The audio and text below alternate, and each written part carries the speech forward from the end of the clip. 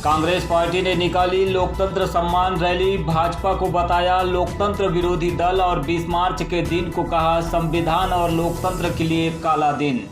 लोकतंत्र के हत्यारों को झूठे मारो सालों को जनता के सम्मान में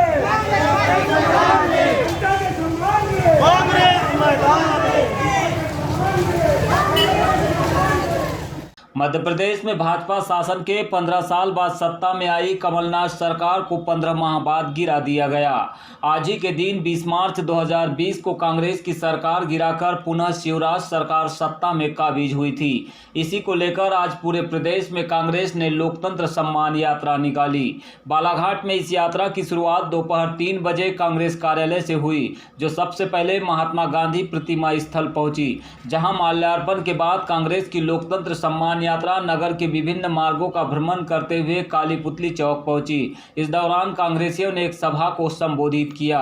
कांग्रेस पार्टी की राष्ट्रीय स्टार प्रचारक साधना भारती ने कहा कि जिस तरह से भाजपा ने जनता की चुनी हुई सरकार को गिराने का काम किया है, यह लोकतंत्र की हत्या है। लेकिन कमलनाथ जी ने इसी लोकतंत्र के सम्मान में इस्तीफा दे दिया।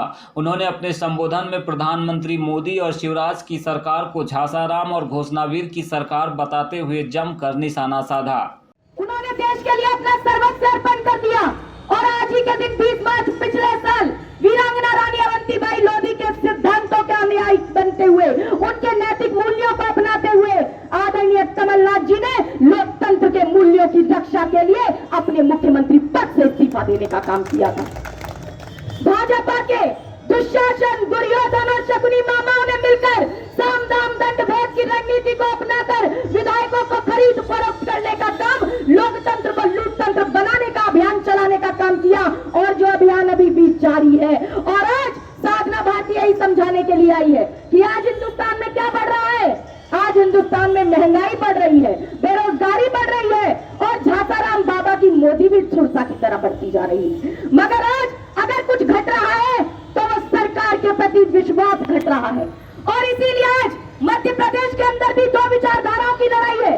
पहले महाभारत हुई थी कौरवों और पांडवों के बीच, एक महाभारत अभी भी जारी है, जो एक तरफ गांधीवादी विचारधारा का समर्थन करने वाली कांग्रेस और गौडसेवादी विचारधारा का समर्थन करने वाली भाजपा के अंदर जारी है। एक तरफ गांधीवादी विचारधारा का अनुसरण करने वाली कांग्रेस है, जो सांप्रदायिकता को समाप्त करते हुए धर्मनिरपेक्षता के मंत्र के सहारे मध्य प्रदेश का विकास चाहती है, तो दूसरी तरफ गौडसेवादी शिवराज सिंह चौहान की सांप्रदायिकतावादी विचारधारा है, जो कि केवल घोषणा वीर बनकर इस मध्य प्रदेश का विनाश का रास्ता इख्तियार करना चाहती है। मगर आज मैं यही कहने के लिए आई हूँ, आज आपको यही समझाने के लिए आई हूँ कि ये लोग कहते हैं कांग्रेस क्या है। अरे कांग्रेस नेहरू गांधी गोखले की जान है, कांग्रेस सरदार पटेल के सपनों का सम्मान है, कांग्रेस इंदिरा जी और राजीव जी के बलिदान का प्रमाण है, कांग्रेस अरुणा आसिफ अली का ईमान है, कांग्रेस भिन्नता में एकता की तान है, कांग्रेस जनता का सम्मान है, कांग्रेस युवाओं का उत्थान है, कांग्रेस इस नए भारत का निर्माण है, देश को जो एक सूत्र में बांध सके, कांग्रेस उस चुंबक की खदान है। नेताजी सुभाष चंद्र बोस कांग्रेसी थे, टंडन जी नरेंद्र देव घोष कांग्रेसी थे, लाल बहादुर की अंतिम सांस कांग्रेस थी, लोहिया जी की कभी प्यास कांग्रेस थी। उनके अलावा पूर्व विधायक मधु भगत ने भी सभा को संबोधित करते हुए कहा कि कमलनाथ जी चाहते तो भाजपा के विधायकों को खरीदकर सरकार बचा सकते थे, लेकिन उन्होंने ऐसा नहीं किया, बल्कि अपने पद से इस्तीफा देकर लोकतंत्र का सम्मान रखा। उन्होंने कहा कि जब तक देश का लोकतंत्र अक्षुण्ण है, इस देश के नागरिकों का सम्मान होगा, लेकिन जब लोकतंत्र ही नहीं बचेगा तो गरीब मजदूर किसी काम के नहीं रहेंगे, उनकी कोई सुनने वाला नहीं होगा। मिलकर के जो षड्यंत्र रचा और जिस प्रकार से लोकतंत्र की हत्या हुई, माननीय कमलनाथ जी वो बपोती है कि चाहे तो ऐसे लोगों को खरीद के फिर से अपनी वो सरकार बना सकते थे, लेकिन माननीय कमलनाथ जी हमारे पूर्व मुख्यमंत्री, उन्होंने लोकतंत्र की रक्षा करते हुए, क्योंकि हिंदुस्तान जो आजाद हुआ गांधी जी की विचारधारा से आजाद हुआ और हमारे जो पुराने हमारे जो साहसी जो दीवाने थे आजादी के, वो हमारे कांग्रेस पार्टी के अथाह थे। ये भारतीय जनता पार्टी के षड्यंत्रकारी आरएसएस के लोग ये उसमें बिल्कुल सम्मिलित नहीं थे। कहीं ना कहीं पे कमलनाथ जी ने गांधी जी के शब्दों का और उनके कर्मों का पालन करते हुए लोकतंत्र का सम्मान रखा।